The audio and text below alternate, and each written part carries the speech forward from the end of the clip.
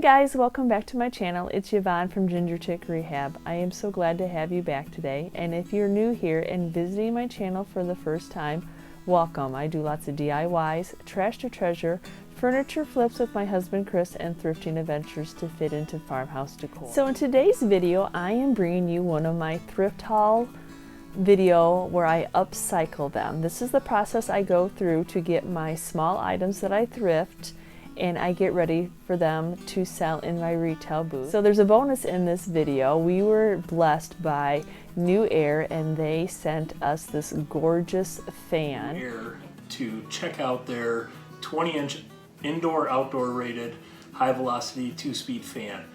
What I'm going to go over today is some of the features that it has. It's water resistant according to IPX4, not really sure what that is, for indoor and outdoor use. I'm believing that it's good for rain and stuff. It's a 3-speed fan. It'll move 3,000 cubic feet per minute. Adjustable head. It's got a large ball for the motor, so that way it does not make a lot of noise. And it's also coated in steel, or the steel is coated with paint, so that way it will not rust. So this fan has a wall mount adjustment, so you could mount it straight to the wall in your workshop, which is what we plan on doing. It also comes with floor legs. Assemble these offline and then we'll listen to it and see how it sounds. Okay, so that went together really easy. There's a couple of bolts that mount onto the legs, and then the leg unit, the support, actually mounts onto the fan itself. If you wanted to hang it from the wall, it's got a couple extra screw holes that you would actually mount it to the wall. And like I said, that's what we plan on doing in the pole barn. Unfortunately, the pole barn is not done, as you can see.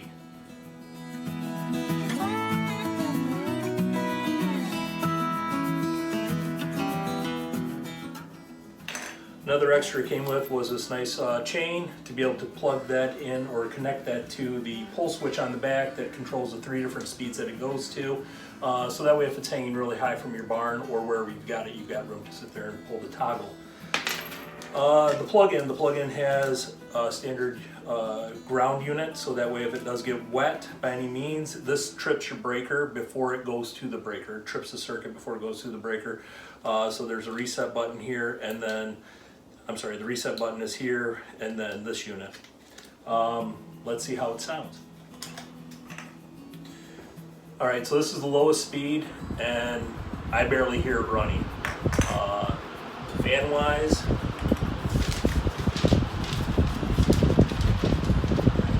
you can't see the curtain behind me, or behind you, but it is blowing around. So then we've got 2, or the medium speed. Still yet again, it's not very loud. 3, the decibels are getting up there a little bit, but it's not anything that I don't think you'll be able to talk with. And you can see that it is blowing very strong.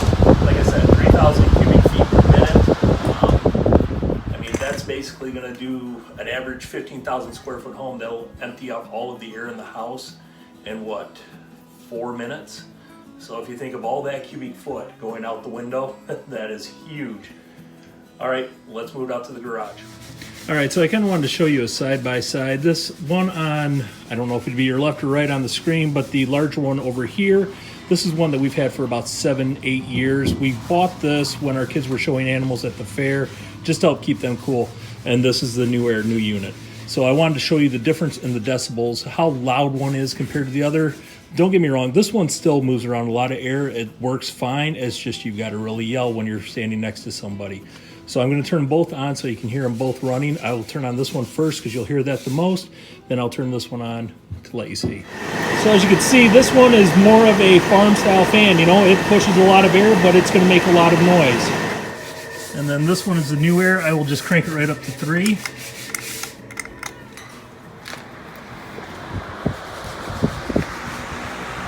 And as you can see, I'm barely talking any louder. I feel a lot of air coming at me, and it's nice and quiet.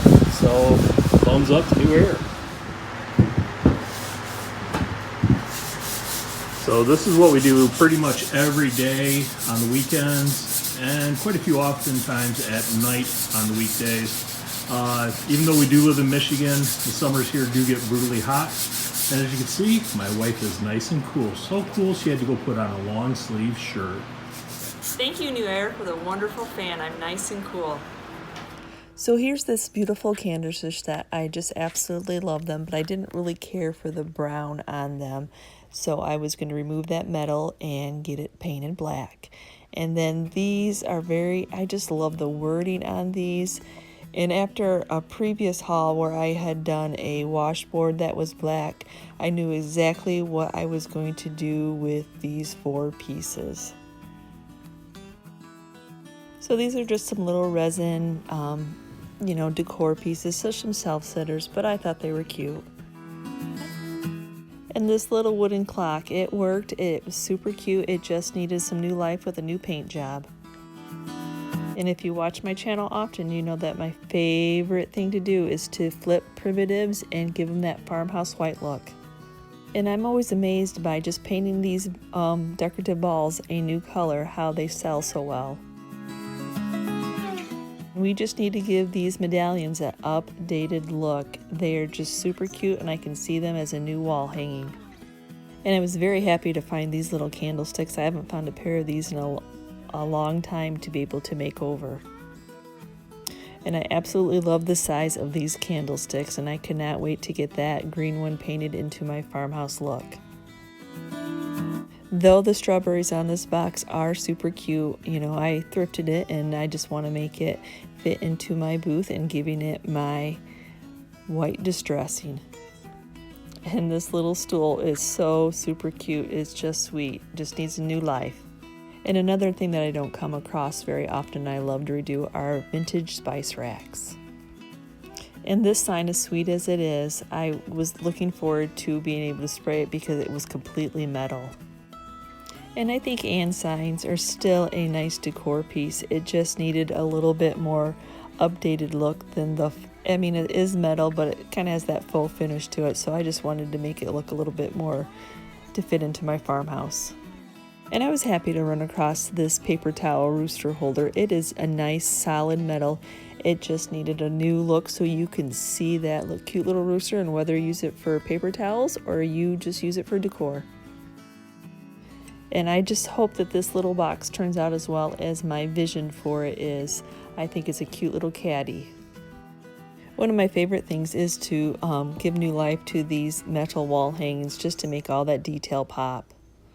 And then after doing that yellow ice bucket not too long ago, I was going to accept the challenge of giving this hunter green watering can a new color. And I was happy to find this pair of candlesticks. I love that all of them. I know that they're already dark, but I like to have all my stuff in my booth kind of matching. And since these are raw wood, I really kind of have a new idea to try out on these Hobby Lobby clearance candlesticks. And I just love the detail on the bottom of this shelf, so I hope that somebody will like it after I get it all painted up. And I kept going back to this little piece when I was thrifting, so I thought I better grab it or I'll regret it. And who doesn't have use for boxes? This box just needed to have a new paint job and a new life. And I'm not sure if you can see how stained up this basket is, but I think I can paint it up and give it new life also. And I know what you're thinking, oh my gosh, that's orange. Can I cover that up? I guess we'll see. So the first thing I was going to do is get these canisters cleaned up more than just to wipe it on the outside. And so luckily you could remove the little handles on the top. So I was super excited about that because then I could spray paint them and distress them for what I wanted to do with them. So here is the glamorous part, or not so glamorous part, of removing stickers off of items. And any extra attachments that you do not want to keep for the items that you thrifted. And then also this is the time that I remove anything I do not want to get painted, any hinges that I do want to paint. I like to remove all my hinges and all my little pieces and parts so I can paint them separately. So I cannot remove the face of this clock, so I am going to tape around it as tight as I can so I do not get any paint on it. So I think I left out this coat rack in my original pictures. And like I said, I try and remove any hardware that I can and paint that separately. Now it's on to cleaning every piece down with Crud Cutter. And you want to get a good prep surface. You don't want anything left behind. They will not let your paint adhere to the item that you are painting. And this is also a good time where you can really touch your item and make sure that nothing's broken, nothing needs glue, nothing needs a little extra sanding. That's always a good reason to get your hands all over these items and make sure that they are nice, especially if you're going to be reselling them. So for these little boxes, I cannot remove, I could, but I don't want to mess up. They're kind of twirly to the inside. So I'm just going to tape off because I don't want to get that wire painted. And then I noticed when I was taping them, even though I had cleaned them, I'm like, oh no, somebody had painted over some kind of a sticker. I have a little bit of OCD, and if you can remove a sticker, please remove a sticker, especially if you're going to be reselling it. Nothing says a flipped item like a painted over sticker. And this is one of those items I said it's good that you clean them off with a Crud Cutter so you can really assess it. I did not realize that there were some cracks in this beautiful candlestick. It is heavy, and it must have a wire ball or a metal bar in it because it just had cracked and it wasn't broken. So I'm going to be using some CA glue to get that all sealed up because the paint will definitely accentuate that crack.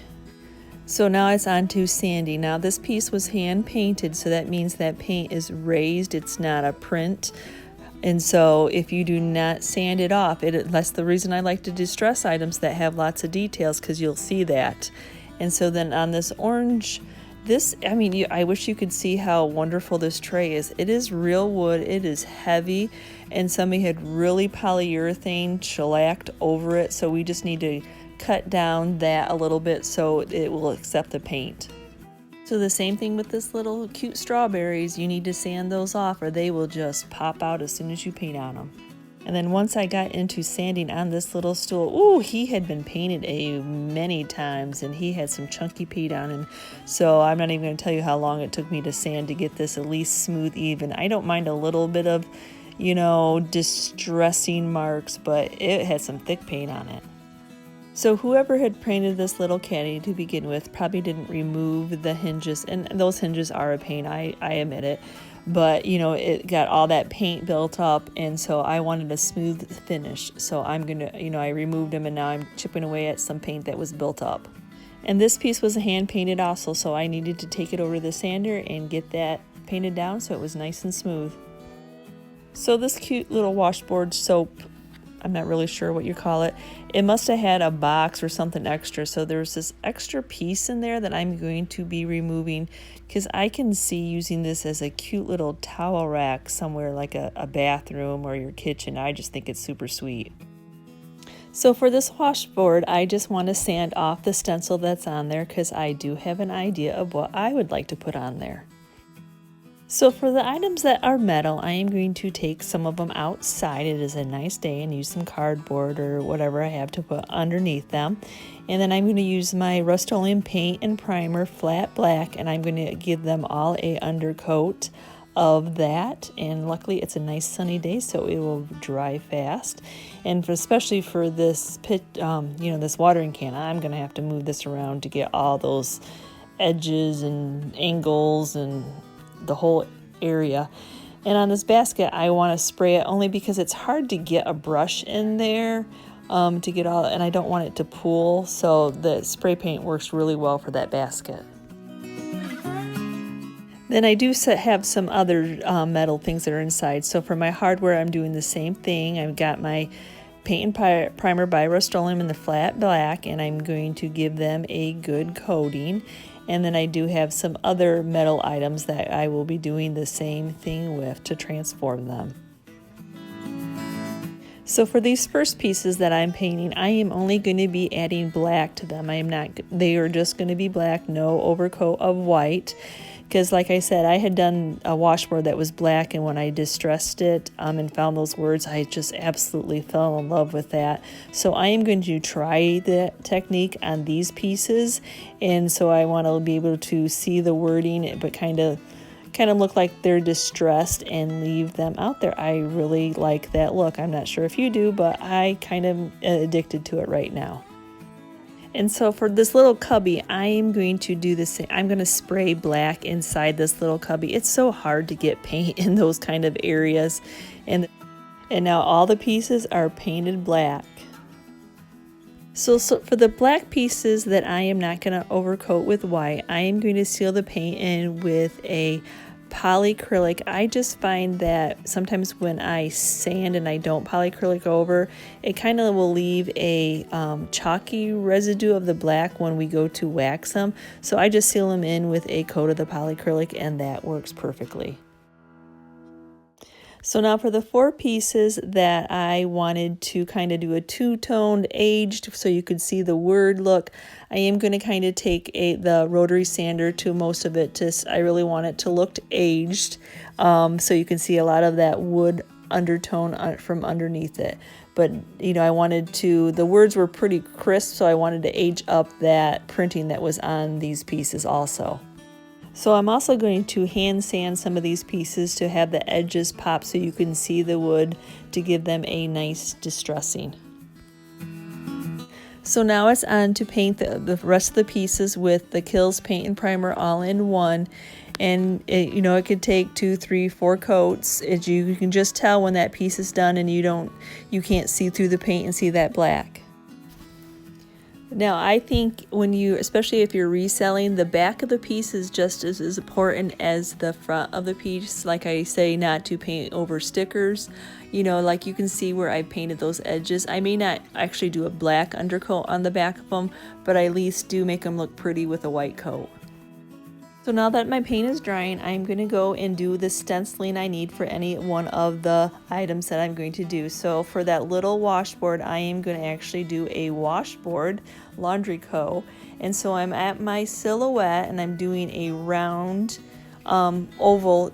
And so then that way I can run the word along it and make it curved. So there's you go to your little oval shape, and then you go and print out your word, and then why it's highlighted like this, it lets you drag it around the curve. So see, I'm trying to guesstimate what size I can get for the size that I need. It's a little plain, but see how it's highlighted like that, and then it lets me drag it on that curve, and then when I get it to be the shape and the spacing that I need, I can release it, the word from that circle, and then delete the circle, and then I have the shape that I want. So for that little spice rack, I'm just going to use the Elixir and Extracts Genuine product. So this is a whole design that the design store has, so I'm just going to separate the pieces and delete what I don't want. So for the little caddy, I just used this greenery and I typed in Vintage Finds. So now after all my pieces of white are sanded and their letters or their wording is on, I can finish them up with some Verifine finishing wax. So I like to add chicken wire to the back of my spice rack. So I just use some short staples, and then I do put a little hot glue over it to make sure there's no sharp edges, but I just like that look. And then for the little caddy, I'm just going to add a little bit of this black and white contact paper to the bottom just for that pop of color. And then for this little jelly box, I decided I was going to add a little bit of the boxwood greenery that I get at Walmart. And I thrifted that foam and the Dollar Tree burlap so you don't see the floral foam in the bottom. And then I just layer a little bit of that green grass. Actually, I thrifted that also, just to make it a little green flower arrangement. I really like that green with that black. So then on this black box that I really like how that turned out, but I thought I'd add a little bit of words, and I'm going to show you a new technique that I've been playing with a little bit, where I do my stencil, I do it with white, and then I'm going to antique this with some of the Waverly wax instead of using the Verifine wax. This is what I'm finishing this box up with, just to make it look like an older vintage piece. And then for these 2 Hobby Lobby candlesticks, since they were such raw wood, I'm going to do the same thing. I want that little natural wood there to be a little bit more antiqued. So I hope you stayed for the reveal. Look at this canister set. What do you think? I just think that changing that metal into black just transformed this into a whole different set. And what do you think of these two pieces? I just absolutely love that color of wood and that black, how it just richens it. And I mean, I can see that soap towel just hung up in a bathroom with a cute little hand towel on it. And I absolutely love how that washboard turns out. It looks like those words have been there for a long time. And I love this transformation of this roof. Oh my gosh, this is I really like this piece. I like that little, you can have a hand towel or you can hang something from that little cubby. You could put greenery or store something in there. And I absolutely love, I don't even know if I'd even use this little rooster paper towel holder for paper towels. I'd probably just use it for a decor piece. And can you believe that this was a hunter green watering can? It spray painted up so nice, and then I sealed it in with that polyacrylic, and you can just use it right away. And I thought it would be fun just to leave this little and sign just black and then just distress those little edges so you could see some of that galvanized come through. And I really do like the technique. I mean, I'm sure other people know this technique, but something I just kind of have been doing myself, trying out, and I really love that antiquing wax. I've done it on a few projects. What do you think of this technique, and would you want these pieces in your house? I really love that stenciling of white and then putting the antiquing over it. And I know you that watch my channel a lot thought, oh, she's going to be doing some grain sack striping. I didn't see her do any of it in the getting ready, but the edges of this just turned out so cute. It was like a double little distress there. And when I was looking at this piece, I was like, sometimes you look at a piece and you just think it is done. I'm not adding anything else to it. And I'm sorry, these candlesticks are so tall. It's so hard to get a close-up picture of the whole total candlestick close enough anyway. But I do like how they paint it up. I like how they distress it. And these would be beautiful on somebody's mantle. And I thought I'd just show you that little basket. I know you all probably thought I was going to paint it, but I did not. I actually painted the bottom of it black to cover up the wording, but I left it alone. I really liked it the way it was. I even surprised myself on this one, this very orange, beautiful wood tray that it did, taking the time to pre-sand it to get that polyurethane off there, or just break it up so that accepted paint just turned out beautifully gorgeous. And I know a coat rack is not a very exciting thing, but I just wanted to show you guys that, if you have a coat rack laying around and you want to update the color, it's very simple to do. Remember to take off that hardware though. And I really like how these little boxes turned out. The little nesting boxes with that cute little wood accent on the handle did not need any words. It spoke for itself. And that little caddy, oh my gosh, it's hard for me. I hope I'm not end up keeping it, but I like the little vintage finds on it. It is an older piece and it just distressed. I mean, I don't know if it was handmade, but what a cute thing to store things in. And I can't ever remember if I've ever shared one of my spice racks that I have done chicken wire on it. So what do you think about the chicken wire on the back of these? And I kind of keep the wording universal so it has a multi-purpose. So I do really like how these metal wall decor pieces, how when you spray them and then you go to distress them, how that detail just pops. And it was funny when I was looking for some word to put on this metal piece, I just really struggled. You wouldn't think.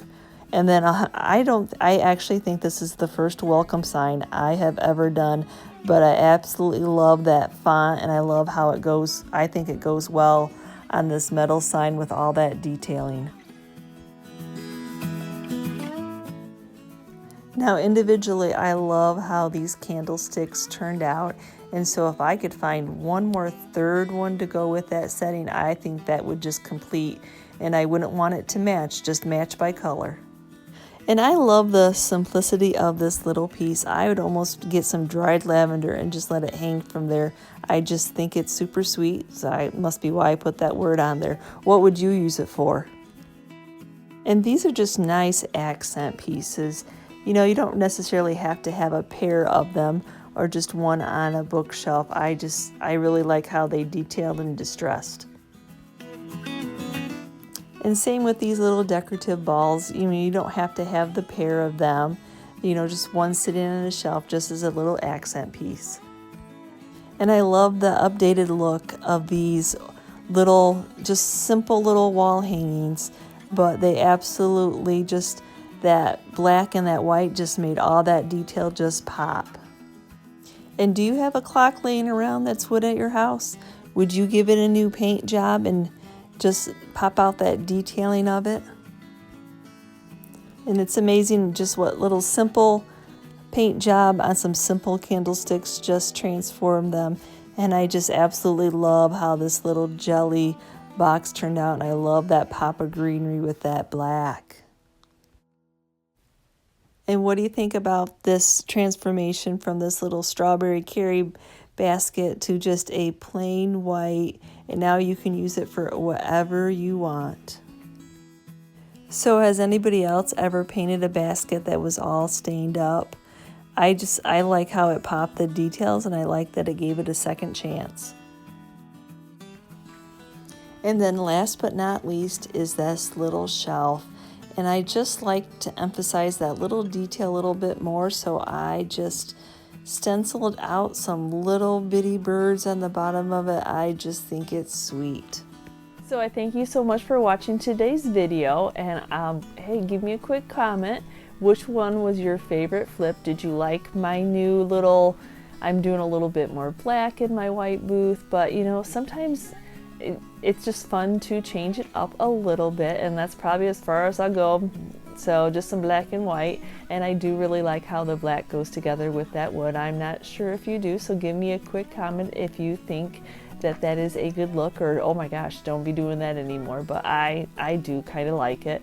So, and remember, there is a link in the description for that newAir fan if you are interested in that. It is an awesome fan. Like I said, if you have a workshop, a pole barn, a she shed, anything outdoor, it can be on the ground, it can mount on the wall. It is just an awesome fan. I want to thank newAir for sending that to us once again. And again, I thank you so much for watching today's video. And if you are part of my YouTube family, thank you very much. And if you'd like to become part of my YouTube family, please consider hitting that subscribe button and giving me a thumbs up. Thanks so much for watching.